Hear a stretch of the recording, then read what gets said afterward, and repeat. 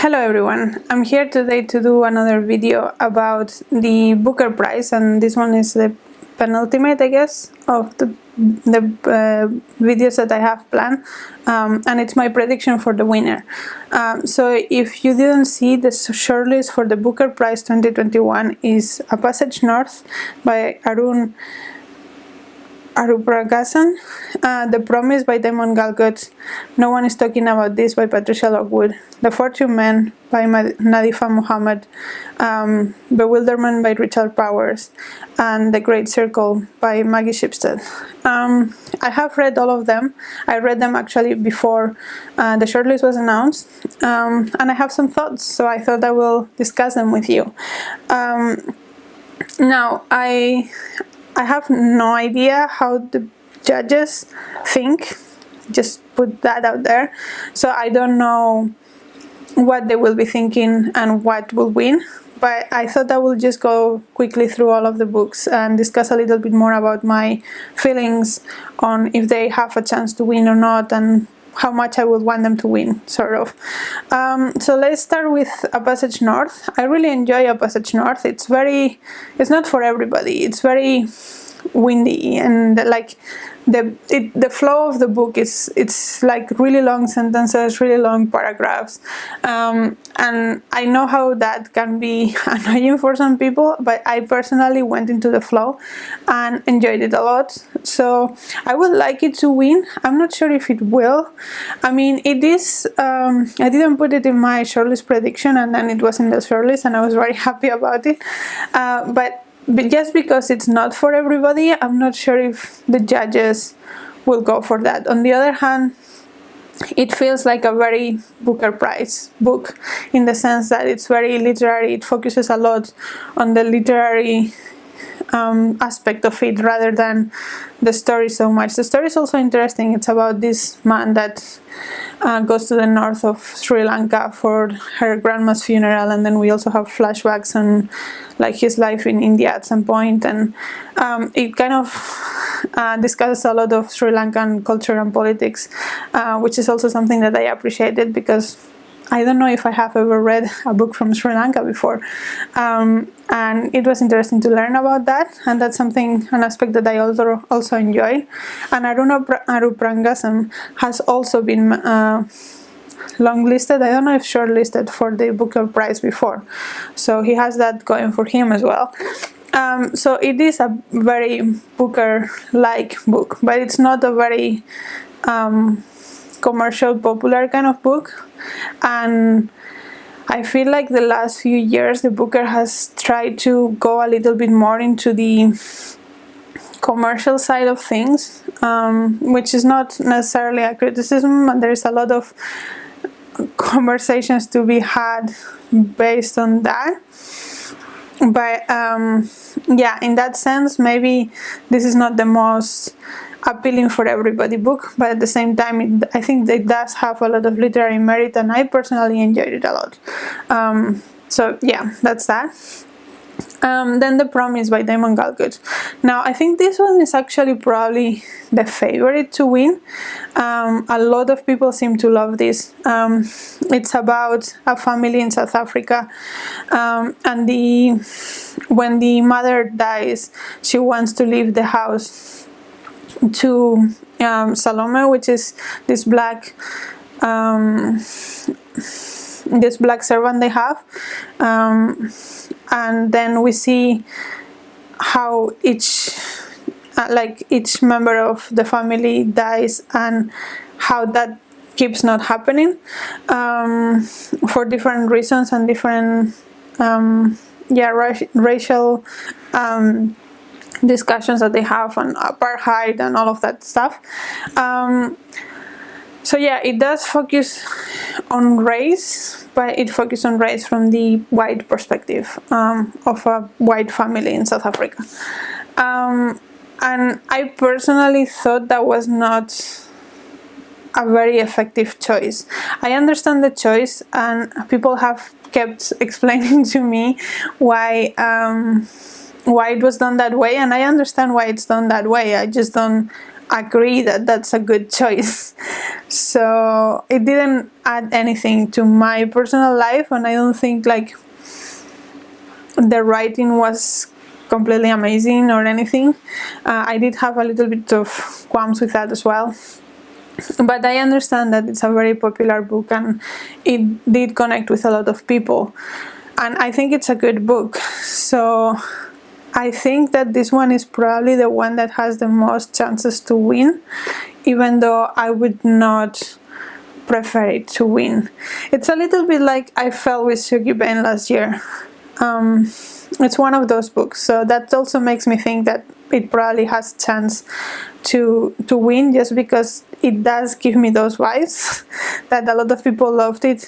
I don't agree with that, but it's just how it is. The next one is No One Is Talking About This by Patricia Lockwood. This one is a very divisive one. I was in the I don't care, I don't think it's doing anything very profound camp.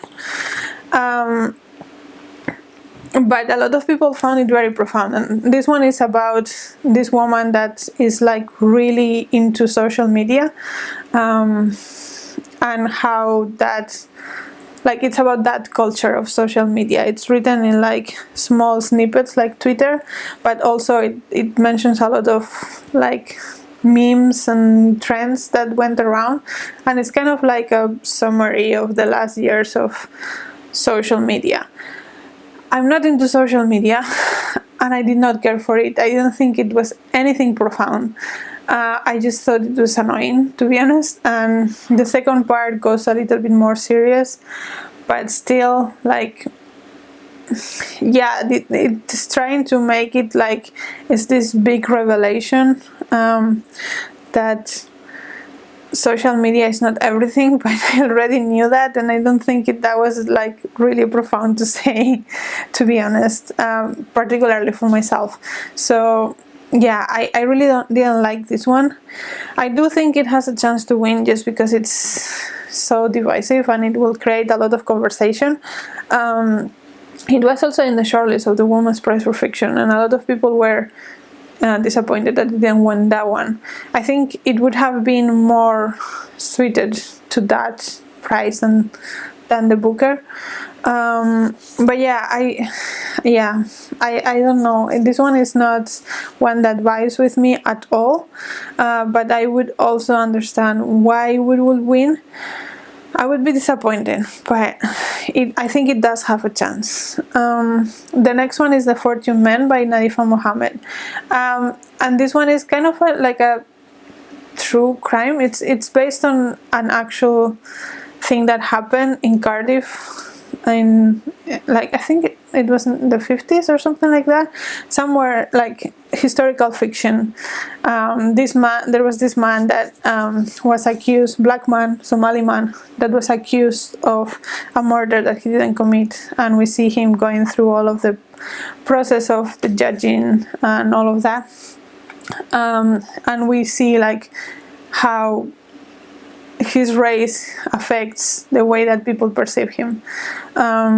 So yeah, that's something that this book does. I enjoyed it for the most part. I think it was a well-constructed novel, and I think it discusses quite a lot of very interesting topics. I don't know if it stayed with me though. So yeah, this one is, I don't think it has enough impact to win. I will not be mad if it wins, but I will be surprised. And yeah, I don't think it's many people's favorites, just because I don't think it has that punch. Although it is a good book and I will recommend it. It's one of the ones in the list that I enjoyed the most reading. So in that sense, I think it's worth it to be here. It's just not as impactful as other books in the list, and it's also not as literally innovative as other books in the list. So yeah, we'll see about that one. The next one is another very divisive one. It's Bewilderment by Richard Powers.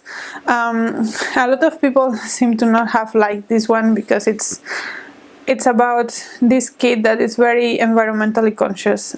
He's like 9 and he has he's on the spectrum. I don't know exactly how to name that, but he's on the spectrum, on like the autism spectrum and the Asperger's syndrome spectrum kind of thing.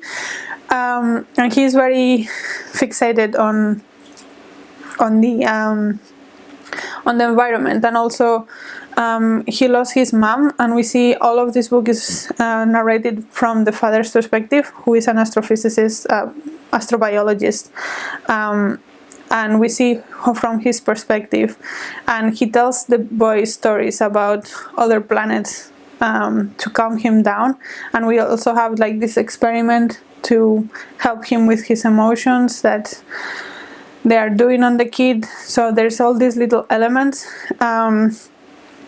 and to me it was just beautiful, the way that it was done and the careful considerations that were going into it, and all of the emotions that these people feel. I don't know how I feel about the ending. I think the ending was a little bit gimmicky, but the book itself, I think Richard Powers knows how to write, and a lot of people were saying that there was no point on him being so political about all of these environmental things since the overstory. I do think there's a point, and I appreciate that point. And I personally saw a lot of things that I could relate to with Theo and also with Robin, which is the kid. And I really enjoyed it. It really connected with me. And I think that this is a love of hate or hate book, just because if you connect with the characters and the struggles that they are going through, I think you will love it.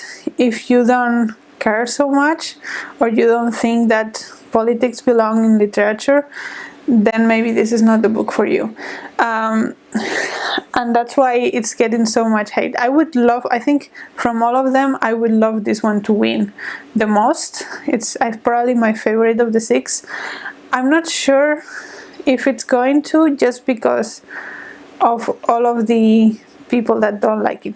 But again, it might be like no one is talking about this. It's such a divisive book that maybe they will just choose it to make the conversation go. But yeah, it is a risky choice, I think. But it will be great. I think it will be great if they choose it, because it was beautiful in my opinion. And then the last one is Great Circle by Mary Shipstead, and this one is the biggest on the list. Follows 2 perspectives, 2 timelines. The first one is this women aviator in the 20s, 30s, 40s, 50s, like throughout her life. And the other one is more or less present time, of this girl that becomes a movie star very young, and then she has to make a movie about this aviator woman.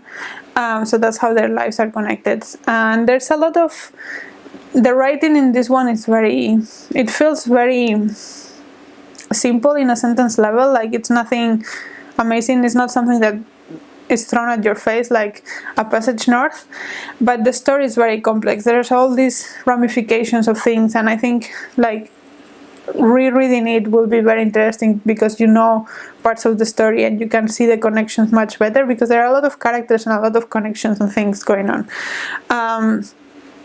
But I have to say, when I read it, I was bored for half of it.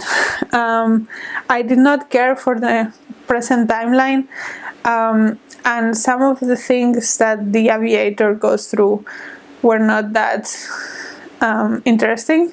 So yeah, this one for me, it's a little bit of a difficult one to assess, because I think that the plot does have a lot of things going for it, but I don't know if the execution of it was that perfect. I don't think it's bad. I'm just saying it's not perfect. To me, it felt a little bit like The Luminaries, but worse writing, if that makes sense.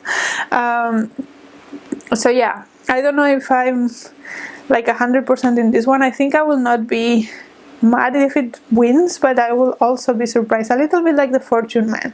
Like, it doesn't feel like 1000% Booker material. I also didn't put it in the shortlist prediction because I didn't feel like it was such a Booker material novel. But I think it's, I mean, it can be a bit tedious in the middle sometimes, but it's one that I would like to reread and reassess how I feel about. So that says something about it, I guess. So yeah, those are my feelings on all of the books. If I would have to choose my favorite, that would be Bewilderment by Richard Powers, and then A Passage North, and then I think it will have to be The Fortune Man. But if I'm choosing what I think has the most chances, I think The Promise is probably the one that I think has the most chances to win. And then I think No One Is Talking About This, maybe, and Bewilderment. But we will see. Maybe I will be surprised and The Great Circle wins or something. So yeah, those are my thoughts on the winner of the Booker 2021. We'll see what happens. I'm hoping to make a reaction video. We will see if that happens as well, because life is crazy and things can happen, but I will try to make a video of my reaction as well, and I hope you enjoy all of those things coming to you. I hope you are also excited about the Booker, and let me know what you think about these books and these rankings, and what you think is gonna win, and what's your favorite and what's your prediction, let's say. And yeah, that's all for me. I'll see you in the next video. Bye!